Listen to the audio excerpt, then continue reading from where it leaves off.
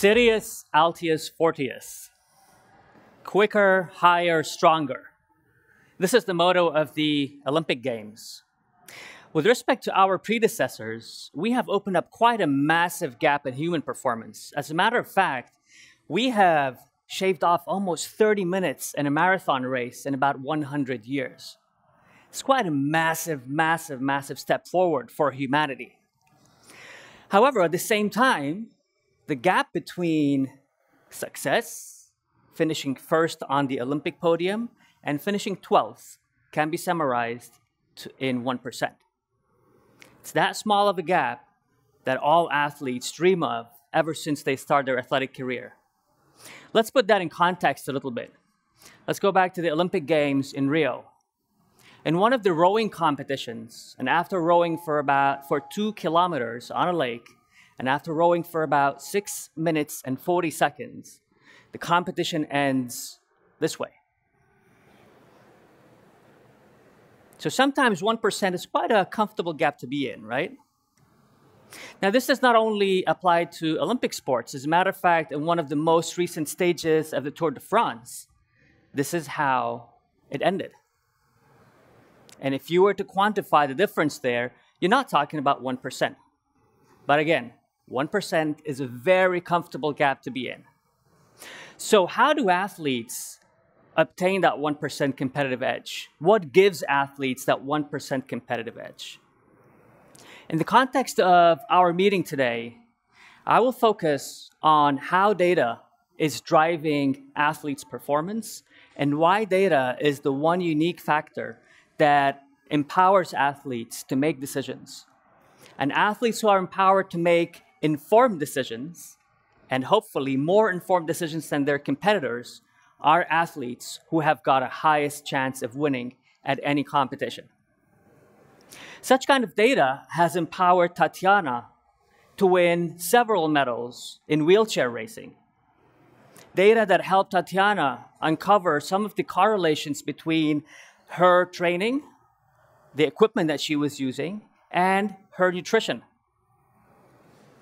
Data has allowed the track cycling team to break the world records a couple of times at the Olympic Games, and has helped these 4 riders make decisions regarding what is the power that is being exerted, what is the strategy that has been decided upon, and how does that empower them to win and finish across the finish line first. Data has empowered our throwers to know exactly how to gain centimeters and centimeters in any throwing technique. They were not guesstimating anymore as they used to in the past. And data has empowered Clarissa Shields to reconfirm her gold medal, and she's the only female boxer who has won back-to-back gold medal in the history. Clarissa had a very deep understanding regarding how prepared she was, because she was able to correlate her punching behavior over time with her training techniques and her results. So she knew very well how to be prepared to get that gold medal at the Olympic Games.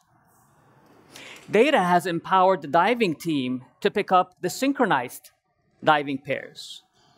If you think about this, there is no human way that you can choose the perfect diving pair. You will have about 20 athletes, and you're going to have to pick one team from those 20 athletes. So thanks to the help of artificial intelligence and machine learning techniques, the US diving team was chosen partially with the assistance of data. And last but not least, Michael Phelps became the legendary Olympian that he is today, thanks to the use of data. Michael had a deep insight in 2013 when he came back to competition, because he knew that he was going to be 32 years old at the time of competition. And he was going to be competing with teenagers. And there was no way on earth that Michael was going to be able to continue that hard training over and over again. So he had to find something new. So data empowered Michael to make a decision every morning for about 1,000 mornings regarding what kind of training he needed to do on that specific day.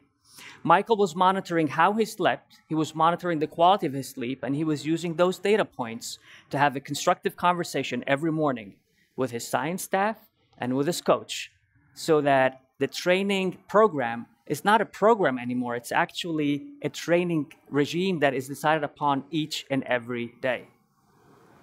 So the move from hard training to smart training is the move that data empowers athletes to do today. Even though this has been a target that has been sought for many, many, many years, only today we are uncovering the surface of smart training. And as we're moving forward in the sports domain, I strongly believe that these are the technology categories that will make or break any athlete, any sports program. And it's almost unthinkable to maintain a sustainable, successful sports program without the use of technology. We used to believe in the past that technology is a good add-on to have, that was reserved to the very selected few. Maybe it was, but in the age that we live today, technology has been democratized and it's available for everyone and anyone to use.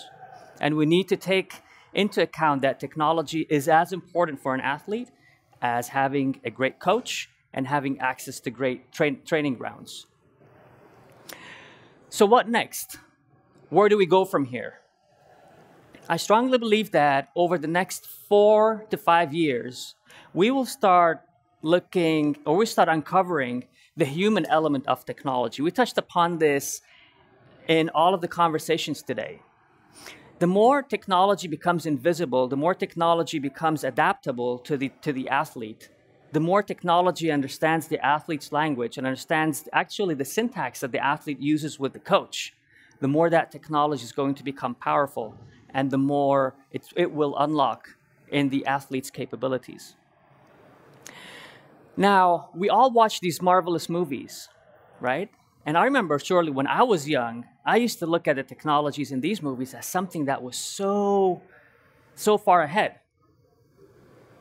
Yet, the technologies that we are watching in the major movies are technologies that we are currently utilizing and we're currently working on. Iron Man, Tony Stark, with all of his magnificent data points, with all of that wonderful dashboard that he has in front of him, each and every time he has to make a great decision, well, you know what? We have that today.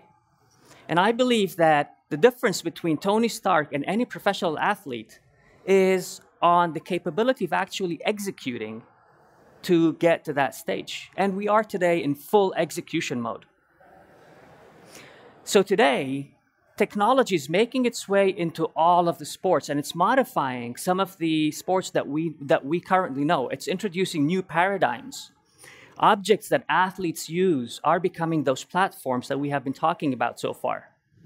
The shoes of athletes are becoming the same platforms that are extracting data points from the athlete and analyzing those data points for the benefit of the athlete. There are new sports that that we will see in the future. Some of the traditional sports will be redefined.